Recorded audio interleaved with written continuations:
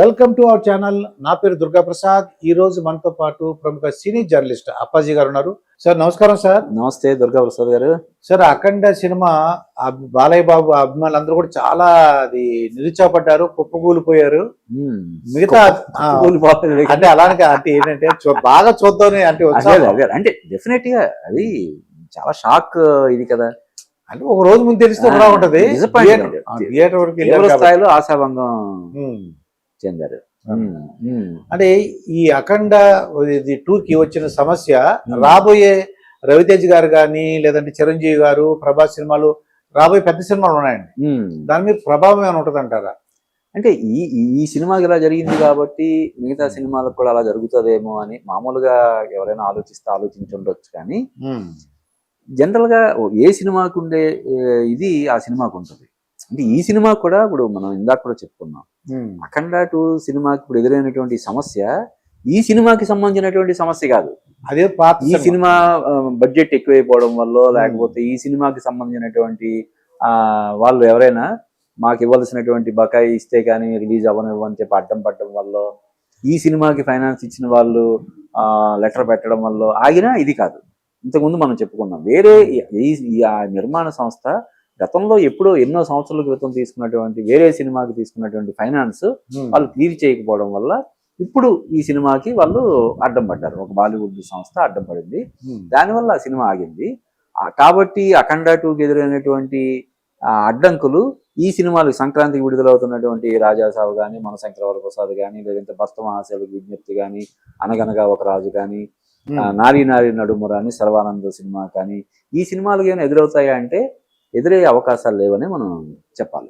అంటే ఇంకొకటి ఏంటంటే, ఒకవేళ అటువంటి చిన్న చిన్న ఏమైనా ఉన్నా వేరే సినిమాలకి ఏమైనా ఉన్నా కూడా ఇప్పుడు ఇది ప్రమాద హెచ్చరిక ఒకటి జారీ చేసినట్టు అయ్యింది, గుణపాఠం కూడా అయింది. కాబట్టి ఇప్పుడు ఈ సినిమా ఇప్పుడు మనం చెప్పుకున్నటువంటి సంక్రాంతి సినిమాలకు సంబంధించిన హీరోలు అందరూ కూడా చూస్తారు, ఏంటి మన సినిమాకు కూడా ఇటువంటి ఏమైనా ఉన్నాయా,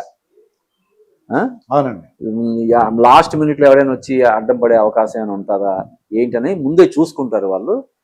డెఫినెట్ గా అటువంటి పరిస్థితి, అటువంటి పరిణామం తలెత్తదని నేను గట్టిగా చెప్తాను. కాకపోతే ఇప్పుడు ఈ రాజాసాబు సినిమాకి సంబంధించి అటువంటి ఊహాగానాలు జరుగుతున్నాయి. అంటే ఈ ఆర్థిక కారణాల వల్ల విడుదల వాయిదా పడుతుందని కాకుండా అది వేరే రీజన్స్ వల్ల, గ్రాఫిక్స్ లేదంటే విజువల్ ఎఫెక్ట్స్ ఇటువంటి కారణాల వల్ల ఈ మధ్య కాలంలో పెద్ద సినిమాలన్నీ కూడా విడుదల వాయిదా పడడం జరుగుతున్నాయి కదా. ఇప్పుడు హరిహర వీరమల్ ఉదాహరణ 13 సార్లు వాయిదా పడింది.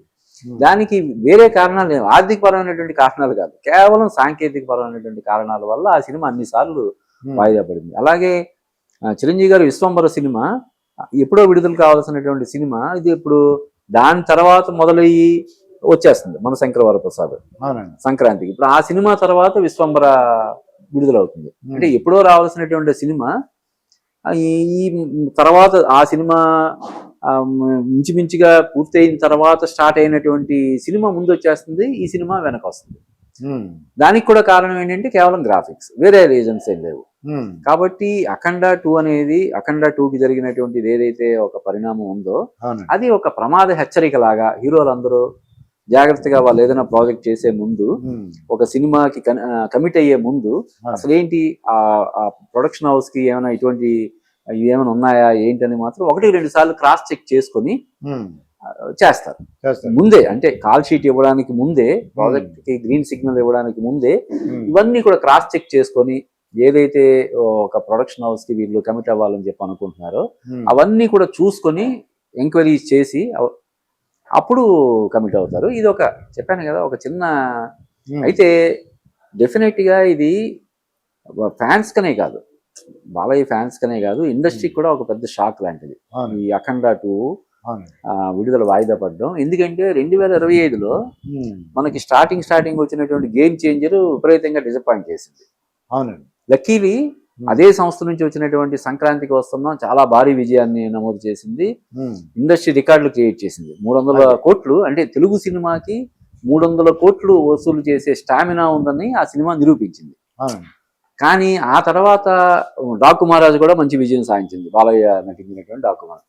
ఆ 2 సినిమాల తర్వాత వచ్చిన చాలా పెద్ద సినిమాలు చాలా ఘోరంగా డిసప్పాయింట్ చేశాయి. విజయ్ దేవరకొండ కింగ్డమ్ కానీ, రవితేజ మాస్ జాతర కానీ, సిద్ధు జొన్నలగడ్డ తెలుసు కదా కానీ, ఇలాగా నితిన్ తమ్ముడు కానీ ఇలాగ ఎన్నో అంచనాల మధ్య వచ్చిన చాలా సినిమాలు డిసప్పాయింట్ చేస్తే కేవలం చిన్న సినిమాలు మాత్రమే, ఇప్పుడు కోర్టు కావచ్చు, లేదంటే లిటిల్ హార్ట్స్ కావచ్చు, రాజు ఈ మధ్య వచ్చినటువంటి రాజు వెట్స్ రాంబాయ్ కావచ్చు, ఇటువంటి చిన్న సినిమాలు హిట్ అయినాయి.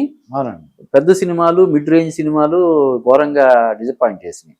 అందువల్ల ఈ 2025లో డిసెంబర్ మొన్న 5వ తారీఖున రావాల్సిన అఖండ 2 గొప్ప విజయం సాధించి ఒక మంచి ఫినిషింగ్ టచ్ ఇస్తుంది 2025కి అని చెప్పి అందరూ అనుకుంటే, ఈ విధంగా అటు ఫ్యాన్స్ ని డిసప్పాయింట్ చేసి ఇటు ఇండస్ట్రీని షాక్ లోన్ చేసినటువంటి ఇది ఖచ్చితంగా అది అందరూ కూడా బాధపడే విషయం. ఏది జరిగినా ఒకసారి మనం జీవితంలో అనుకుంటున్నాం ఏది జరిగినా మన మంచికని. ఆ విధంగా అంటే బాలయ్యబాబు గారు ఆగిపోయినందుకు బాధపడుతున్నా అదొక విషయం మిగతా సినిమాలకి, మిగతా హీరోలకి అందరూ ఒక తెలిసిందండి. అంటే మీరు చెప్పినట్టు ఏది జరిగినా మన మంచిగా అంటే, ఇప్పుడు అఖండ 2కి ఇప్పటి వరకు ఎంత ప్రచారం వచ్చిందో, దానికి ముందు వాళ్ళు ఎన్నో కోట్లు ఖర్చు పెట్టి బాలీవుడ్ లో కూడా పబ్లిసిటీ చేశారు, ఇక్కడ కూడా బోల్డ్ ఈవెంట్లు కండక్ట్ చేశారు, బోల్డంత ప్రచారం కోసం ఖర్చు పెట్టారు. ఇప్పుడు గత 2 రోజులుగా రూపాయి ఖర్చు లేకుండా, అంటే చిన్న నెగిటివ్ అయ్యి ఉండొచ్చు కానీ 100 కోట్లు విలువ చేసే ప్రచారం. సినిమా ఎలాగూ చాలా అద్భుతంగా వచ్చిందని చెప్పి అంటున్నారు కదా. అందువల్ల రేపు ఎప్పుడు ఒక వారం తర్వాత లేకపోతే 2 వారాల తర్వాత వచ్చినా కూడా ఈ సినిమాకి ప్రచారం అంతా కూడా పెద్ద ప్లస్ అవుతుంది. ప్లస్ అయ్యి డెఫినెట్ గా ఆ సినిమా అంత, అంటే ఇంతకు ముందు ఎన్ని కోట్లు కలెక్ట్ చేయాలని ఒక లక్ష్యంతో బరిలోకి దిగుతుంది కదా, ఆ లక్ష్యాన్ని ఈజీగా అది చేయగలుగుతుంది. అంటే పెద్దగా ప్రభావం చూపించదు ఇదేదైతే చిన్న సెట్ బ్యాక్ ఉందో, దానివల్ల ఆ సినిమా విజయాన్ని పెద్దగా ప్రభావితం చేయదని నేను భావిస్తున్నాను. అదే తప్పకుండా మనం ఏంటంటే ఇక రాబోయే సినిమాలకి ఎటువంటి అవాంతరాలు ఉండకూడదని, అవన్నీ కూడా రిలీజ్ అయ్యి అభిమానులందరూ అలరించాలని కోరుకుందాం సార్. డెఫినెట్ గా సార్, డెఫినెట్. నమస్కారం. నమస్తే.